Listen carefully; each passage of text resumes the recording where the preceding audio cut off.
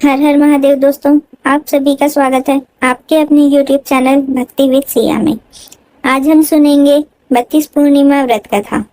32 पूर्णिमा व्रत का महत्व जीवन के सभी कष्टों, रोग, शोक, दोष को दूर कर सौभाग्य, सुख, धन संपत्ति, संतान सुख और मोक्ष दिलाने में है, जिसके उद्यापन के बाद ब्राह्मण भोजन व दान दक्षिणा दी जाती है, जिससे सभी मनोकामनाएं पूर्ण होती हैं और 32 गुना फल मिलता है। यह व्रत विवाह बाधाएं दूर करता है और आर्थिक तंगी मिटाता है और परिवार को लंबी आयु देता है। तो प्रेम से बोलिए नमः पार्वती पतये हर हर महादेव। आइए शुरू करते हैं व्रत कथा। द्वापर युग में एक बार यशोदा मैया ने श्री कृष्ण से कहा कि तुम तो पूरे संसार के पालन करता हो, आज तुम मुझे कोई ऐसा व्रत बताओ जिसे करने से किसी भी स्त्री को विधवा होने का भय न रहे तथा इससे मनुष्यों की सभी मनोकामनाएं पूर्ण हो। श्री कृष्ण बोलते हैं कि माता, आपने बहुत ही सुंदर प्रश्न पूछा है। मैं आपको इसके बारे में विस्तार पूर्वक बताता हूँ। सौभाग्य प्राप्ति के लिए महिलाओं को 32 पूर्णमासियों के व्रत को करना चाहिए। इससे उनकी सभी मनोकामनाएं पूर्ण होती हैं और उन्हें सौभाग्यवती होने का आशीष मिलता है। अब मैं आपको इससे जुड़ी हुई कथा सुनाता हूँ। इस भूमंडल पर एक अत्यंत प्रसिद्ध राजा चंद्रहास से पालित अनेक प्रकार के रत्नों से परिपूर्ण कातिका नाम की एक नगरी थी। वहां पर धनेश्वर नाम का एक ब्राह्मण था और उसकी स्त्री अति सुशीला रूपवती थी। दोनों ही नगरी में बड़े प्रेम के साथ रहते थे। घर में धन धान्य आदि की कमी नहीं थी, लेकिन उनको एक बड़ा दुख था कि उनकी कोई संतान नहीं थी। इस कष्ट से वह अत्यंत दुखी रहते थे। एक दिन एक बड़ा तपस्वी योगी उस नगरी में आया। वह योगी उस ब्राह्मण के घर को छोड़कर अन्य सब घरों से भिक्षा लाकर भोजन किया करता था, लेकिन रूपवती से वह भिक्षा नहीं लिया करता था।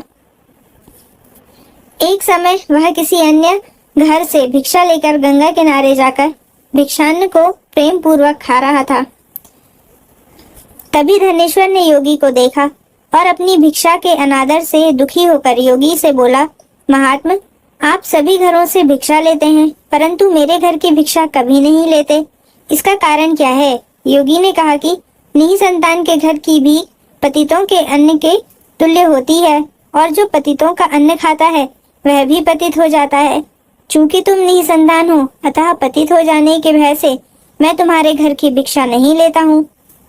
धनेश्वर यह बात सुनकर अपने मन में बहुत दुखी हुआ और हाथ जोड़कर योगी के पैरों पर गिर पड़ा तथा आर्तभाव से कहने लगा, हे महाराज, यदि ऐसा है तो आप मुझको पुत्र प्राप्ति का उपाय बताइए। आप सर्वज्ञ हैं, मुझ पर अवश्य ही यह कृपा कीजिए। धन की मेरे घर में कोई कमी नहीं, परंतु मैं पुत्र न होने के कारण अत्यंत दुखी हूँ। आप मेरे इस दुख का हरण करें, आप सामर्थ्यवान हैं। यह सुनकर योगी कहने लगे, हे ब्राह्मण, तुम चंडी देवी की आराधना करो। घर आकर उसने अपनी स्त्री से सब वृत्तांत कहा और स्वयं तप के निमित्त वन में चला गया। वन में जाकर उसने चंडी देवी की उपासना की और उपवास किया। चंडी देवी ने 16वें दिन उसको स्वप्न में दर्शन दिया और कहा, हे धनेश्वर, तुझे पुत्र होगा, परंतु वह 16 वर्ष की आयु में मृत्यु को प्राप्त हो जाएगा।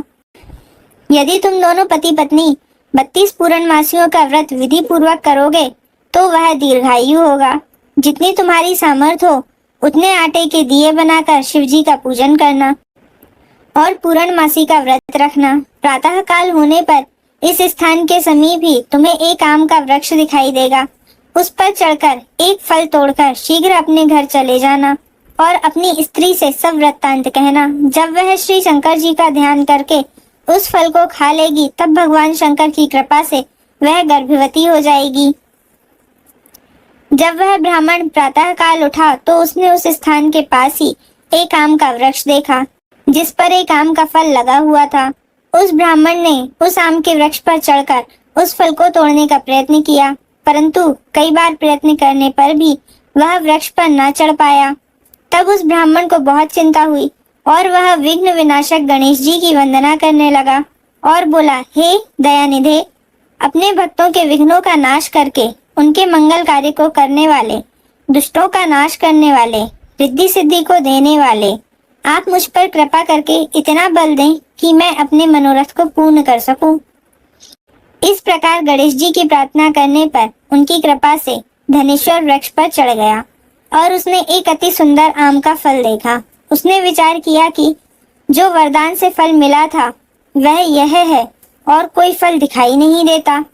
उस धनेश्वर ब्राह्मण ने जल्दी से उस फल को तोड़कर अपनी स्त्री को लाकर दिया और उसकी स्त्री ने अपने पति के कथानुसार उस फल को खा लिया। इसके पश्चात वह गर्भवती हो गई। देवी जी की असीम कृपा से उसे एक अत्यंत सुंदर पुत्र की प्राप्ति हुई, जिसका नाम उन्होंने देवीदास रखा। माता पिता के हर्ष और शोक के साथ वह बालक शुक्ल पक्ष के चंद्रमा की भांति बहने लगा। भवानी की कृपा से वह बालक बहुत ही सुंदर, सुशील और पढ़ने में बहुत ही निपुण हो गया। चंडी देवी की आज्ञा अनुसार उसके माता पिता ने 32 पूर्णमासी का व्रत रखना प्रारंभ कर दिया था, जिससे उसका पुत्र दीर्घायु हो जाए। 16वां वर्ष लगते ही देवीदास के माता पिता को बड़ी चिंता हो गई कि कहीं उनके पुत्र की इस वर्ष मृत्यु न हो जाए। इसलिए उन्होंने अपने मन में विचार किया कि यदि यह दुर्घटना उनके सामने हो गई तो वे कैसे सहन कर सकेंगे।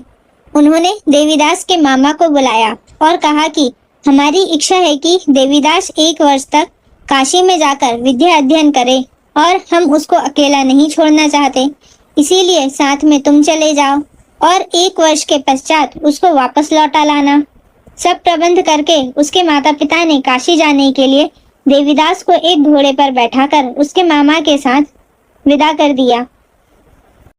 धनेश्वर ने अपनी पत्नी के साथ अपने पुत्र की मंगल कामना तथा दीर्घायु के लिए भगवती दुर्गा की आराधना और पूर्णमासियों का व्रत करना आरंभ कर दिया। इस प्रकार उन्होंने 32 पूर्णमासी का व्रत पूरा किया। कुछ समय पश्चात एक दिन वह दोनों मामा और भांजे मार्ग में रात्रि बिताने के लिए किसी ग्राम में ठहरे हुए थे। उस दिन उस गांव में एक ब्राह्मण की अत्यंत सुंदरी, सुशीला, विदुषी और गुणवती कन्या का विवाह होने वाला था। जिस धर्मशाला के अंदर वर और उसकी बारात ठहरी हुई थी, उसी धर्मशाला में देवीदास और उसके मामा भी ठहरे हुए थे।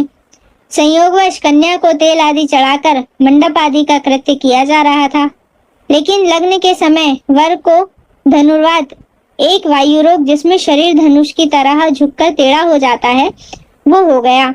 इस कारण वर के पिता ने अपने कुटुंबियों से परामर्श करके निश्चय किया कि यह देवीदास मेरे पुत्र जैसा ही सुंदर है, मैं इसके साथ ही लग्न करा देता हूँ और बाद में विवाह के अन्य कार्य मेरे लड़के के साथ हो जाएंगे। ऐसा सोचकर उन्होंने देवीदास के मामा से जाकर बोला कि तुम थोड़ी देर के लिए अपने भांजे को हमें दे दो, जिससे विवाह के लग्न के सारे कृत्य सुचारू रूप से हो सके। तब उसका मामा कहने लगा कि जो कुछ भी कन्यादान के समय वर को मिले वह सब हमें दे दिया जाए, तो मेरा भांजा इस बारात का दूल्हा बन जाएगा।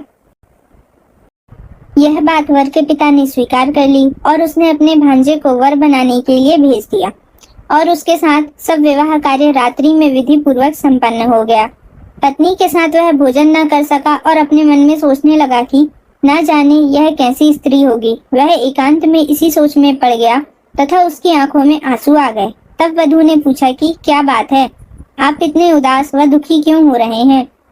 तब उसने सब बातें जो वर के पिता व उसके मामा में हुई थी उसको बतला दी। तब कन्या कहने लगी कि यह ब्रह्म विवाह के विपरीत कैसे हो सकता है।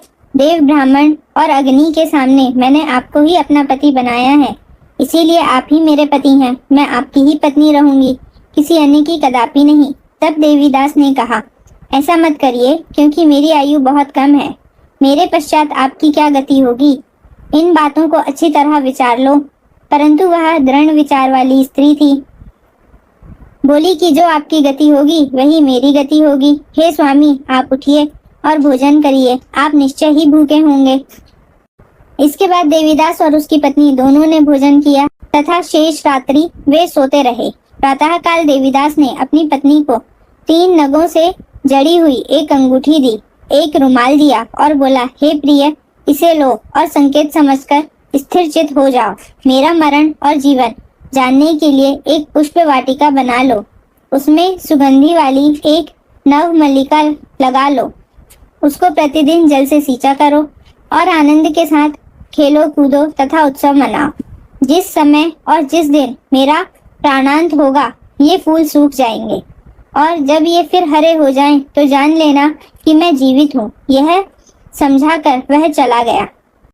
प्रातः काल होते ही वहां पर गाजे बाजे बजने लगे और जिस समय विवाह के कार्य समाप्त करने के लिए वर तथा सब बाराती मंडप में आए तो कन्या ने वर को भली प्रकार से देखकर अपने पिता से कहा कि यह मेरा पति नहीं है, मेरा पति वही है जिसके साथ सत्र में मेरा पानी ग्रहण हुआ था। इसके साथ मेरा विवाह नहीं हुआ है। यदि यह वही है तो बताएं कि मैंने इसको क्या दिया। मधुपरक और कन्यादान के समय जो मैंने भूषणादि दिए थे उन्हें दिखाएं तथा रात में मैंने क्या गुप्त बातें कही थी वह सब सुनाएं। पिता ने उसके कथन अनुसार वर को बुलवाया गया। कन्या की यह सब बातें सुनकर वह कहने लगा कि मैं कुछ नहीं जानता। इसके पश्चात लज्जित होकर वह वहां से चला गया और सारी बारात भी अपमानित होकर वहां से लौट गई। भगवान श्री कृष्ण बोले, हे माता, इस प्रकार देवीदास काशी विद्या अध्ययन के लिए चला गया। जब कुछ समय बीत गया तो काल से प्रेरित होकर एक सर्प रात्रि के समय उसको डसने के लिए वहां पर आया।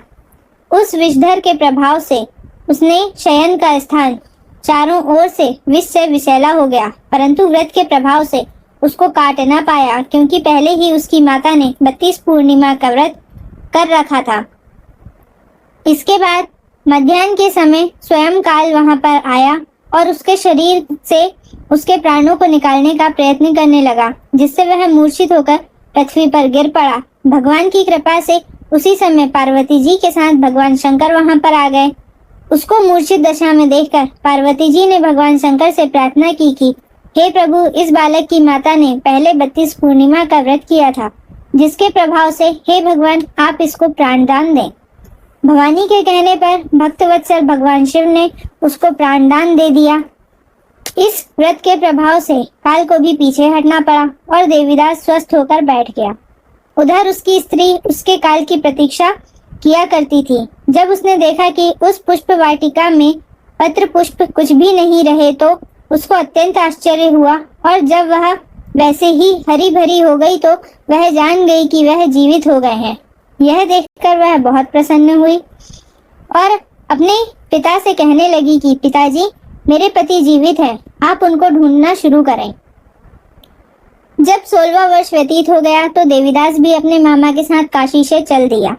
इधर उसके ससुर उसे ढूंढने के लिए अपने घर से जाने वाले ही थे कि वह दोनों मामा भांजा वहां पर आ गए। देवीदास को आता देखकर उसका ससुर बड़ी प्रसन्नता के साथ अपने घर में ले आया। उस समय नगर के निवासी भी वहां इकट्ठा हो गए और सबने निश्चय किया कि अवश्य ही इसी बालक के साथ इस कन्या का विवाह हुआ था। उस बालक को जब कन्या ने देखा तो पहचान लिया और कहा कि यह तो वही है जो संकेत करके गया था। तदुपरांत सभी कहने लगे कि भला हुआ जो यह आ गया और सब नगरवासियों ने आनंद मनाया। श्री कृष्ण जी कहने लगे कि इस प्रकार धनेश्वर 32 पूर्णिमाओं के व्रत के प्रभाव से पुत्रवान हो गया। जो भी स्त्रियां इस व्रत को करती हैं वे जन्म जन्मांतर में वैधव्य का दुख नहीं भोगती और सदैव सौभाग्यवती रहती हैं। यह मेरा वचन है, इसमें कोई संदेह नहीं है। यह व्रत पुत्र पौत्रों को देने वाला तथा संपूर्ण मनोकामनाओं को पूर्ण करने वाला है। 32 पूर्णिमाओं के व्रत से व्रती की सभी इच्छाएं भगवान शिव जी पूर्ण करते हैं। हे प्रभु, जैसे आपने देवीदास, उसकी माता और उसकी पत्नी पर अपनी कृपा दृष्टि बनाए रखी, उसी प्रकार सभी पर अपनी कृपा दृष्टि बनाए रखिएगा। इस कथा को पढ़ने वाले, सुनने वाले, सुनाने वाले हर एक जन की मनोकामना पूर्ण कीजिएगा।